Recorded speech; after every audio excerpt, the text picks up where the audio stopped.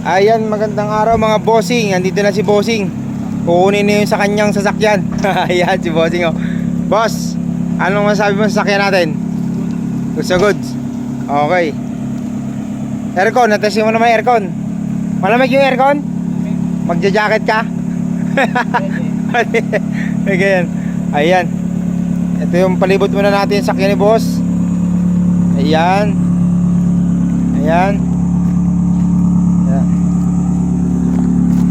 Tingnan natin mga bossing.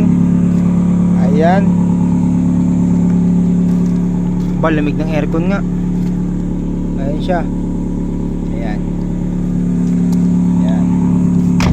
Ayan. Ayan si boss. Galing. Saan mo pa dadalhin to boss? Chaong Quezon. Dadalhin pa ni bossing sa Chaong Quezon. Ayan. Nagkasundo na kami dito ni bossing. Nirepaint din namin to. Pati yung mugs nirepaint din. Dito to galing. Hindi nila nagustuhan to eh. Pili-pili lang sila dito.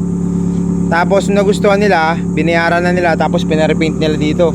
Ayan. Ito na siya ngayon. Ayan. Okay na boss. Okay na. Thank you. Thank you boss. Okay. Ayan. Kasundo na kami ni bossing. Pares pa kami ng ano, solid followers daw kami ng Master Win Garage. Yan, kulay green sa kanya, kulay pula sa akin. Ayos. Kuya Will, talagang panalo lagi sa pagtulong. Hindi mapanlamang pagkatama ang sinusulong. Lumalaban ang batas at yung kinakailangan. Tutulong at tutulong sa mga nangangailangan. Kita sa negosyo ay ibibigay pa upang ang mga amos ay kanyang maisalba.